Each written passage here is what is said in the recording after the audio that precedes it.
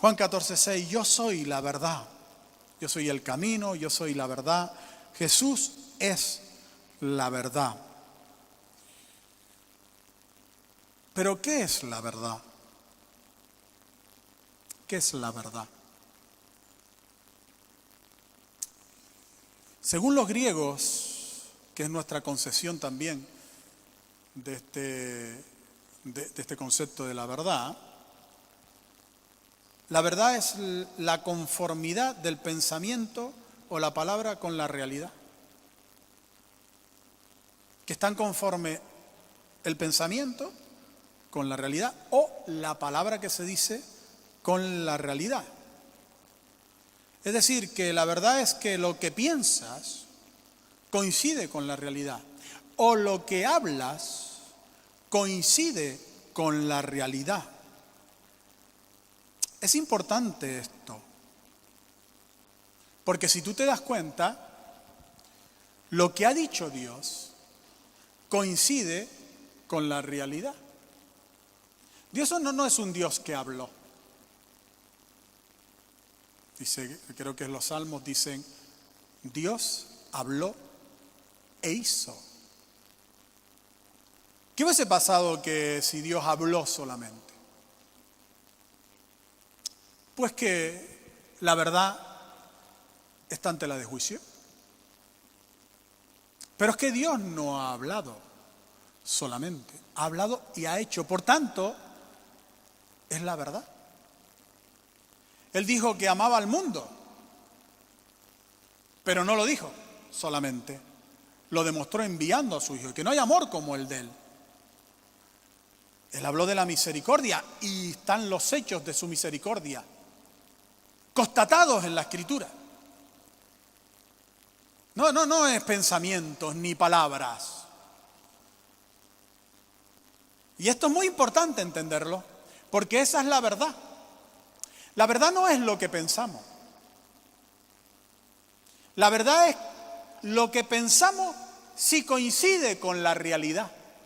Si no coincide con la realidad, la verdad, lo que estamos pensando no es verdad. La verdad no es lo que hablamos. Es que lo que hablemos coincida con la realidad. Y si no coincide con la realidad, lo que hablamos no es verdad. Si alguien habla algo y la realidad pues no se puede conocer, mejor que se calle. Porque no hay verdad ahí, hay solo palabras. Si alguien piensa algo, pero ese pensamiento no tiene una realidad, mejor que no piense en eso. Porque ese pensamiento no tiene verdad. La verdad es lo que pienso sumado a la realidad, lo que hablo sumado a la realidad. Qué importante es esto, sobre todo para la autoestima personal. Es muy importante, porque ¿qué piensas tú de ti? Montón de mentiras. Montón de mentiras. Piensas de ti. Te pasa lo mismo que a Saúl. Primera de Samuel 15:17, rey Saúl. Samuel le dijo, aunque eras pequeño en tus propios ojos, ¿no has sido hecho jefe de las tribus de Israel y el Señor te ha ungido por rey sobre Israel? Saúl le está diciendo a Samuel, a ver, explícame esto. ¿Cómo es posible que tú estés pensando que eres pequeño ante tus propios ojos y Dios te haya puesto de rey? ¿Cómo es posible eso? Aquí uno de los dos está faltando a la verdad o a la realidad. O tú con tus pensamientos de que eres pequeño, o Dios con el haberte puesto de rey. Si eres pequeño no te va a poner de rey. Pequeño significa insignificante, que no cuenta. ¿Cómo es posible que tú pienses, Saúl, que no cuentas, que eres insignificante y Dios haya contado contigo? Si Dios contó contigo es porque cuentas.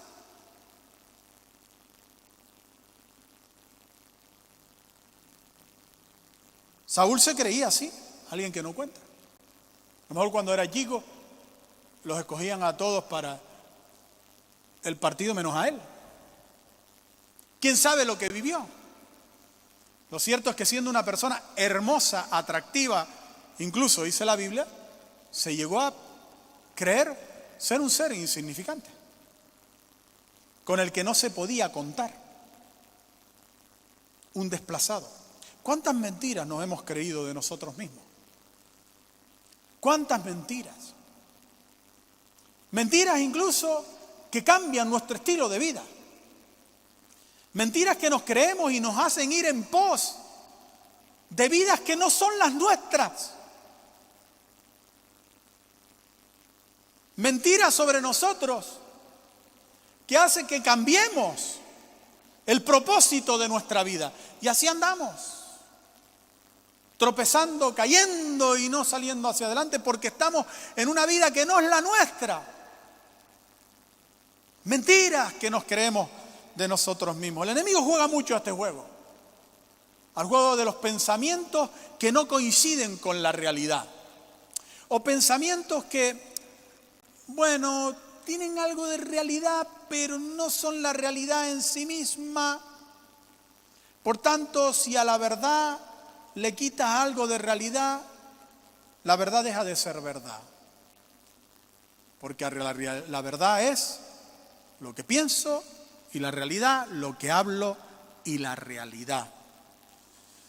Lo cierto es que la veracidad de Dios, la verdad de Dios, significa que Dios representa las cosas tal como son verdaderamente. Por tanto, solo en Dios y en su palabra podemos encontrar la realidad de las cosas, la verdad de las cosas, porque Él las representa tal y como son.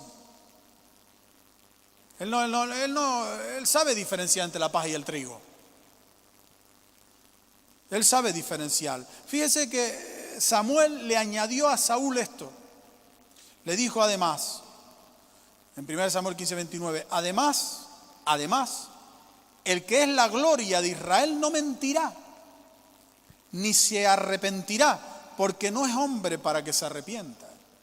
Es decir, que Dios dice siempre la verdad y la realidad de las cosas.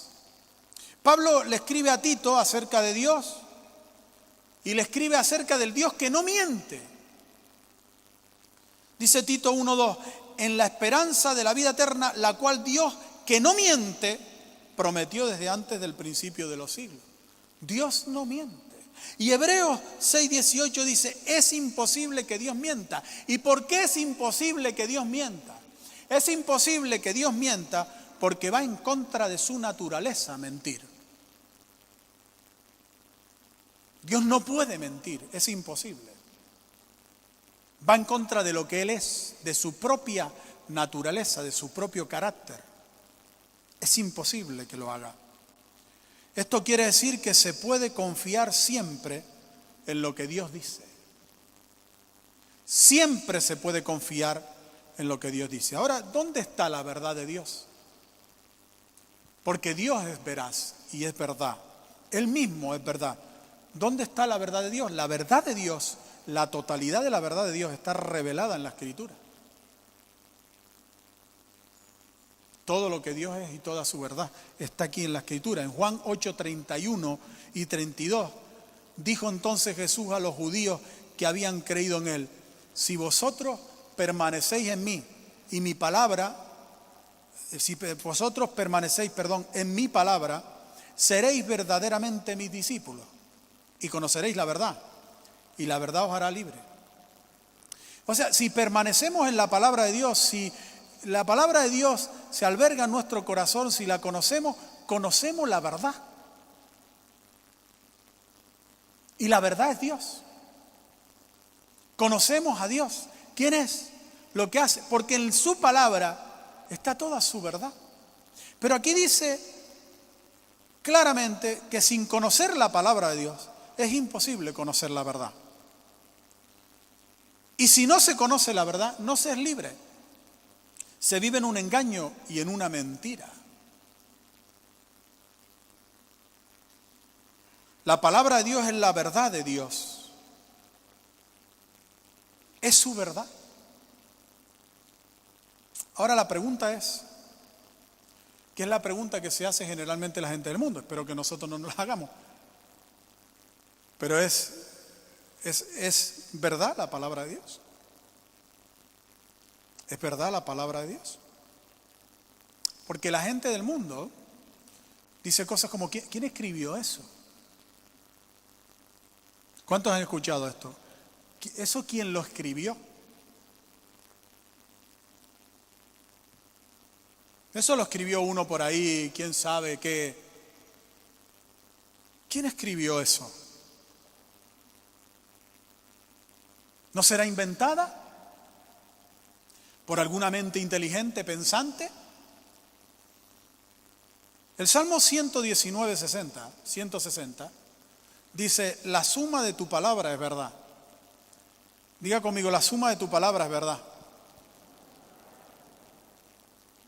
Qué importante es esto, porque dice, la suma de tu palabra es verdad. La totalidad de tu palabra. Pero la suma, porque la Biblia está compuesta de 66 libros, que sumados son la misma verdad. Diga conmigo, la suma de tu palabra es verdad. La Biblia es imposible que la haya escrito un solo hombre, porque si la escribió un solo hombre, ese hombre es Dios. Es Dios. Habría que adorarlo y servirlo como tal, porque es Dios. Y le voy a explicar por qué. La Biblia fue escrita por la mano del hombre. Eso es indudable. Fue la mano del hombre quien la escribió. No piense usted como ¿verdad? En la película de Moisés y todos esos rayos y esas cosas que hacen a veces las películas nos dejan descolocados. Fue la mano del hombre quien escribió la escritura. La mano del hombre, pero inspirada por el Espíritu Santo. Inspirada por el Espíritu Santo. Segunda de Pedro 1:21 dice, porque nunca la profecía fue traída por voluntad humana, sino que los santos hombres de Dios hablaron siendo inspirados por el Espíritu Santo. Diga conmigo, hablaron. Hablaron inspirados. ¿Qué significa inspirada por el Espíritu Santo? Significa que fue una inspiración, no un dictado. No fue dictada por el Espíritu Santo. El Espíritu Santo no dictó palabra a palabra.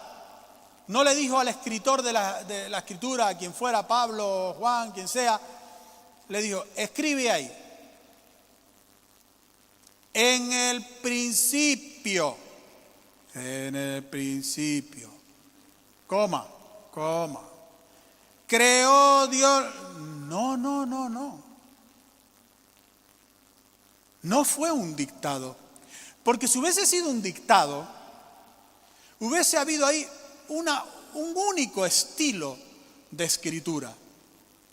¿Qué estilo? El de Dios. El estilo de Dios. Pero hay en la Biblia más de 40 o unos 40 estilos de escritura diferentes. Porque son unos 40 autores los que han sido usados por el Espíritu Santo. En estos 66 libros que componen la palabra de Dios. Por ejemplo, Moisés escribe el Pentateuco, los primeros 5 libros de la Biblia, lo hace de forma legislativa, aunque ahí se encuentra información científica, histórica, geográfica, cronológica, genealógica y mucha información. Pero su estilo es legislativo, es como si estuviera estableciendo una constitución. David escribe en un modo poético muchos de los salmos que escribió. Mateo escribe en un estilo griego, con un griego muy pulido, pero que se hablaba en las sinagogas este griego. Mateo escribe en un estilo griego, estoy diciendo. Marcos es más simple, escribe de una manera simple. Lucas es más narrativo, como si fuera una historia. Por eso le encanta a la gente leer mucho el Evangelio de Lucas. Y Juan es más exhortativo, sobre todo en sus cartas, primera, segunda y tercera de Juan, es muy de exhortar. Pablo escribía en el llamado literariamente estilo periódico, con muchas antítesis, comparaciones y contrastes, son estilos diferentes. Por tanto, no hubo un dictado, hubo una inspiración. Diga conmigo, la suma de tu palabra es verdad. Más fuerte. La palabra de Dios fue escrita a lo largo de 1500 años, durante 40 generaciones, por 40 autores que no se conocían entre sí, que no coincidieron. Habían reyes, campesinos, pescadores, poetas. Y fue escrita en muchos lugares diferentes. Hacer coincidir todo eso es un acto solamente divino. Es imposible humanamente hacer coincidir esto. El reconocido pastor y misionero Cecil James Sharp nos pone un ejemplo para entender el milagro de la Biblia, porque la Biblia es un milagro. Lo que tú tienes aquí en tus manos es un milagro literario, un milagro. Esto es imposible humanamente de componer, imposible.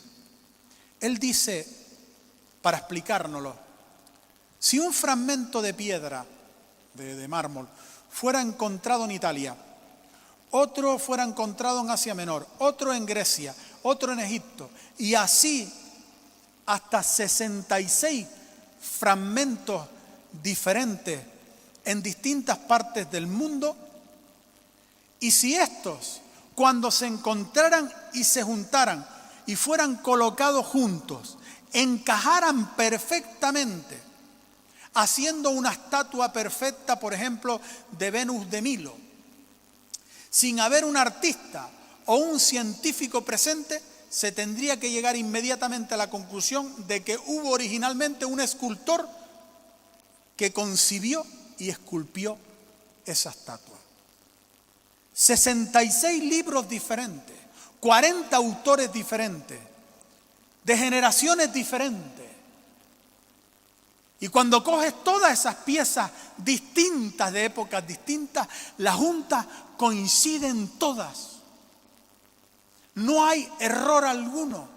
Y mire que se ha intentado a lo largo de la historia, los ateos y tantísima gente, encontrar errores en la Escritura y no se ha encontrado un solo error. Es el libro más perseguido de la historia de la humanidad. Así que diga conmigo, la suma de tu palabra es verdad. Ahora, si no se escribió como un dictado, ¿cómo se escribió? Bueno, pues el Espíritu Santo inspiró a los autores con las ideas y los guió a escoger determinadas palabras, guardándolos del error, y de esta manera se conformó cada libro de la Escritura. Pero la Escritura, la palabra de Dios fue escrita con un propósito cuádruple, que va más allá del conocimiento. No es conocimiento la palabra de Dios solamente. Va más allá que eso. De hecho, su utilidad es mucho más que conocer.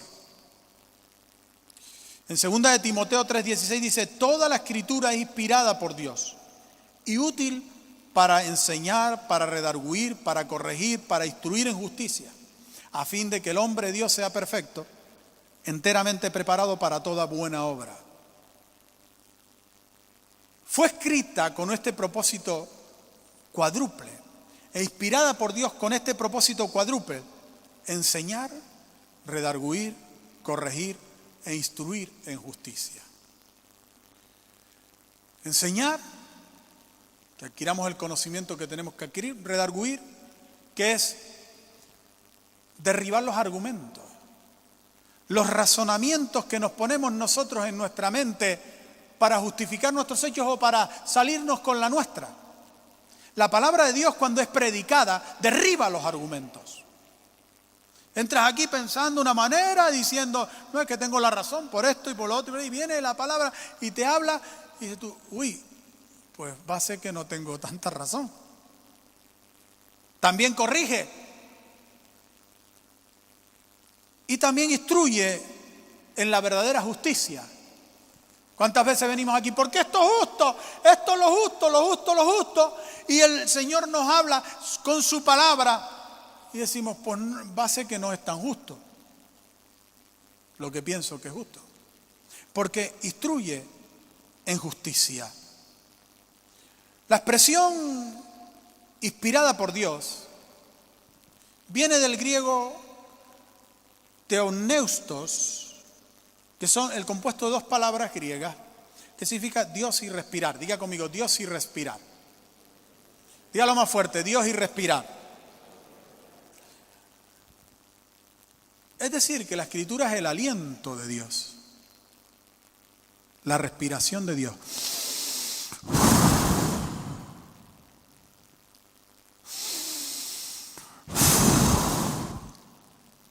Eso es su palabra.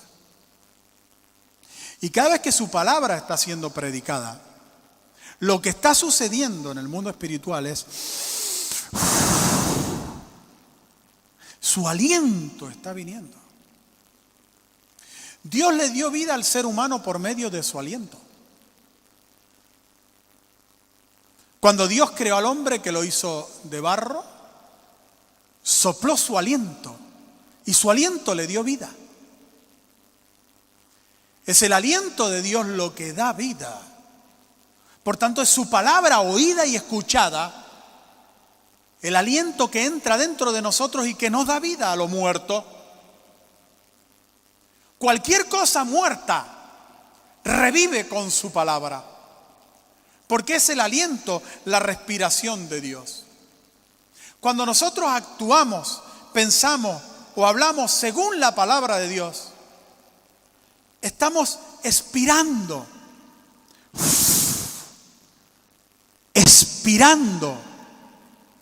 el aliento de Dios. De tal manera que si nosotros le hablamos a alguien la palabra de Dios, no le estamos lanzando conocimiento, le estamos expirando el aliento de Dios. Esa palabra viene como aliento a la vida de esa persona a través del oído y produce vida. Porque es el aliento de Dios, la respiración de Dios. Diga conmigo, la suma de tu palabra es verdad. Con respecto a la Escritura, que es el aliento de Dios, hay que tener mucho cuidado en no caer en la biblomancia. Porque hay mucho cristiano metido en la biblomancia. La biblomancia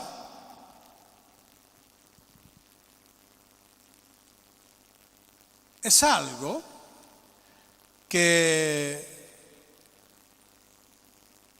lo usan creyentes, usan la Biblia como si fuera un libro de adivinación, abriéndola al azar, descontextualizando.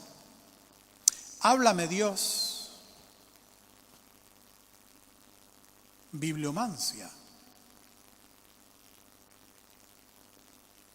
Es descontextualizar la Escritura.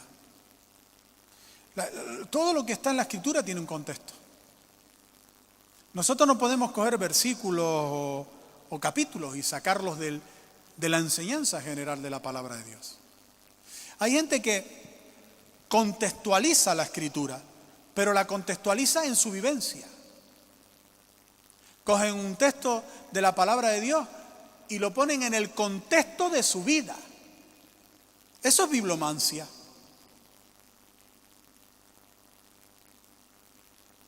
El diablo usó esto. De hecho, el diablo usa la biblomancia.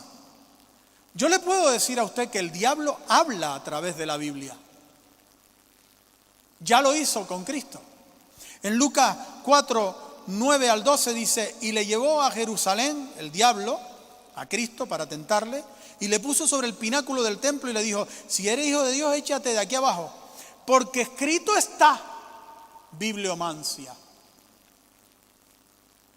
A sus ángeles mandará cerca de ti que te guarden. y en las manos te sostendrán, para que no tropieces con tu pie en piedra.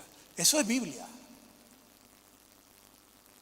Pero eso está descontextualizado, fuera del contexto de la Escritura. Por eso Jesús le corrige y le dice, respondiendo Jesús le dijo, dicho está, no tentarás al Señor tu Dios. Descontextualizada, bueno, podía haberse lanzado del pináculo que Dios lo sostendría para que no tropiece con su pie en tierra.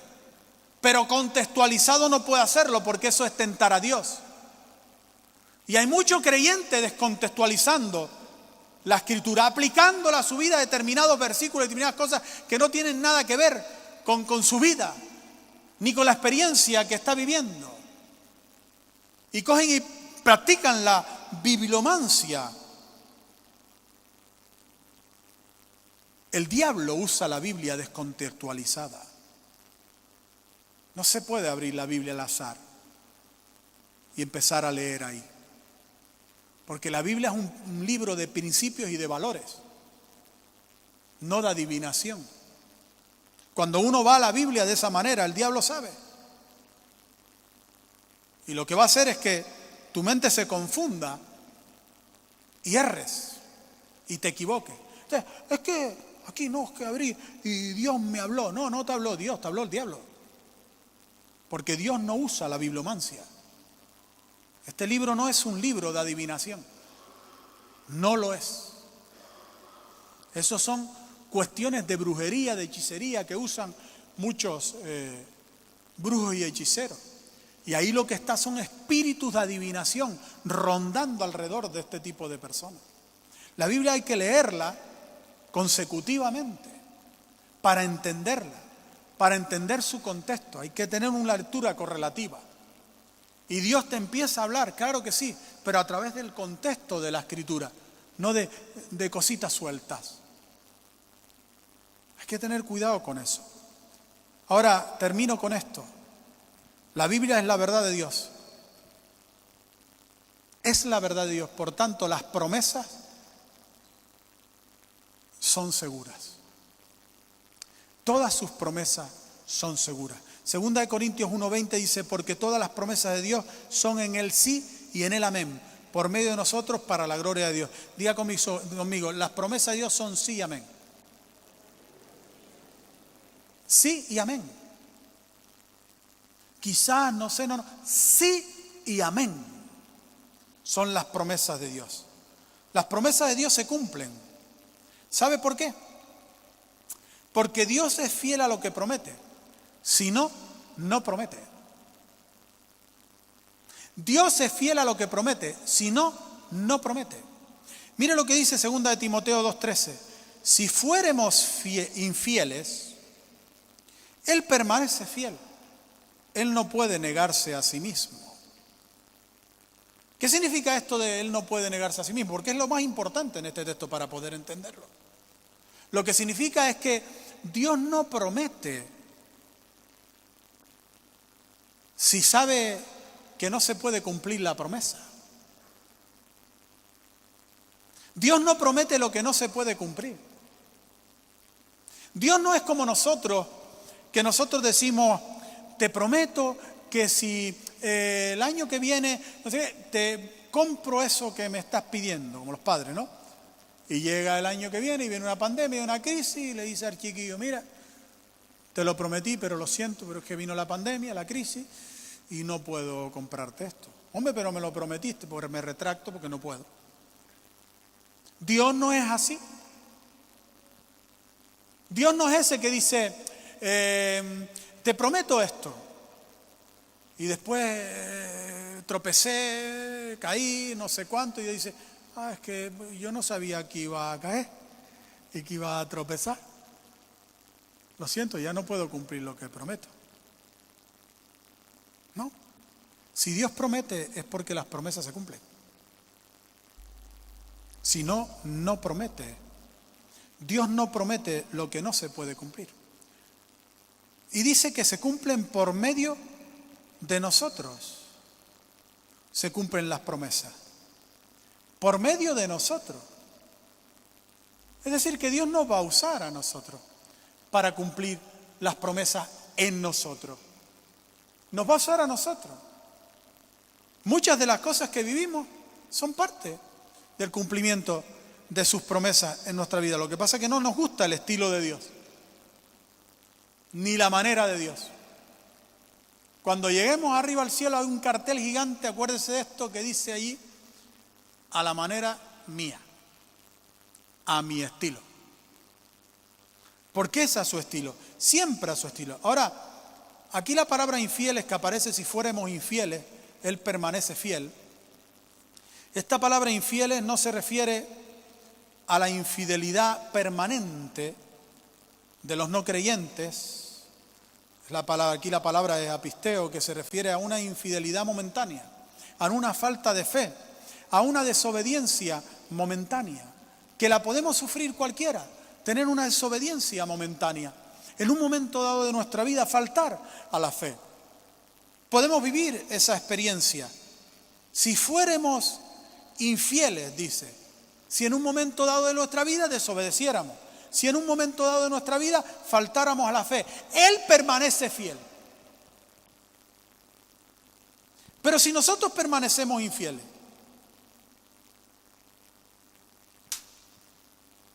pero ¿y si nosotros no permanecemos en la obediencia? No es una obediencia momentánea, sino que es una obediencia permanente, una desobediencia permanente. ¿Va a permanecer fiel Dios si nosotros permanecemos en infidelidad permanentemente? No. Porque cuando nosotros permanecemos en desobediencia, pasamos a otro estado que se llama rebeldía. ¿Qué es la rebeldía? Desobediencia permanente. Una desobediencia momentánea, una falta de fe momentánea, una incredulidad momentánea como la que tuvo Tomás. Para Dios no es un problema. Pero una incredulidad permanente, una desobediencia permanente sí es un problema. Eso en la Biblia se denomina rebeldía. Y la rebeldía es lo único que hace que Dios rompa su compromiso de fidelidad con nosotros. Cuando estamos en rebeldía, sí, efectivamente, las promesas de Dios no se cumplen. Cuando permanecemos en desobediencia, las promesas de Dios no se cumplen. Isaías 63 dice, mas ellos fueron rebeldes e hicieron enojar su Santo Espíritu, por lo cual se les volvió enemigo. Y Él mismo peleó contra ellos. Fíjese lo que está diciendo. Lo que está diciendo es que si nosotros somos rebeldes, Dios sigue siendo fiel, pero pelea contra nosotros.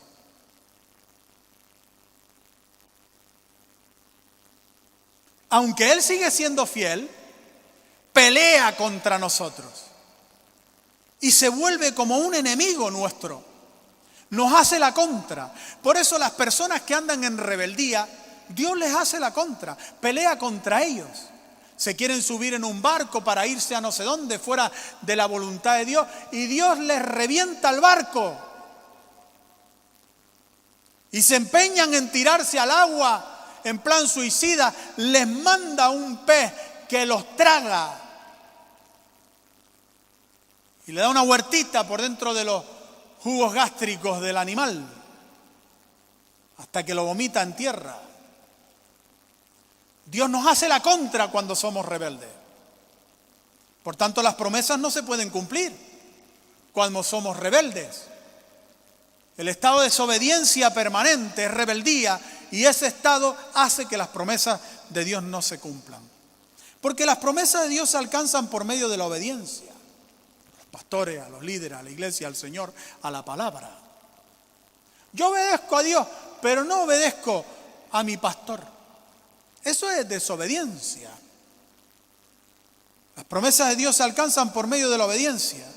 Es lo que enseña Hebreos 11 en su capítulo, donde vemos que todos los hombres y mujeres mencionados ahí conquistaron y lo hicieron por medio de la obediencia. Hebreos 11:8 dice, por la fe Abraham, siendo llamado, obedeció. Por la fe, solo, no. Por la fe obedeció. La fe nos lleva a obedecer. La fe nos da la fuerza para obedecer. Pero la fe sola, sin obediencia, no conquista nada ni alcanza nada. Porque la fe sola, sin obediencia, es fe muerta. Es fe sin obra. Y la fe sin obra es una fe muerta. La fe requiere obediencia. Y si no hay obediencia, no se pueden alcanzar las promesas de Dios. Fíjese, tenemos la garantía de que las promesas de Dios se cumplen. Porque las promesas de Dios son la palabra de Dios. Y la palabra de Dios es la verdad. Y la verdad de Dios siempre se cumple. Tenemos esa garantía. Sabemos que es verdad lo que Dios dice. Que se va a cumplir en nuestra vida lo que Él dice. Sabemos que es así. Esto quiere decir, hermano, que pase lo que pase, sean cuales sean las circunstancias que vivamos, no importa que no tengamos fuerza o que seamos débiles, no importa, Dios cumple lo que promete, porque es su verdad, y la verdad de Dios siempre se cumple. ¿Sabe lo que significa fiel o fidelidad de Dios? Que Dios ha demostrado ser verdad. Dios ha demostrado ser verdad. Él no ha dicho yo soy la verdad. Él no ha dicho mis promesas se cumplen. Él ha demostrado que sus promesas se cumplen. Cada pasaje de la Escritura es una demostración de Dios, de que Él es la verdad. Cada experiencia con cada personaje bíblico es una demostración de que Él es la verdad. Cada vez que leemos con lo que ha logrado alguien en la Escritura, un Abraham, por ejemplo, un Sansón cualquiera, cualquier mujer, una Ana cualquiera, es una demostración de Dios, con hechos, de que lo que promete se cumple. Cada sanidad de cada enfermo, lo que aparecen ahí, todos esos relatos que aparecen, son hechos, demostraciones de Dios de que lo que Él ha dicho se cumple. Dios es fiel porque ha demostrado ser verdad. Dios es verdad y su palabra es su verdad. Puestos de pie, queridos hermanos.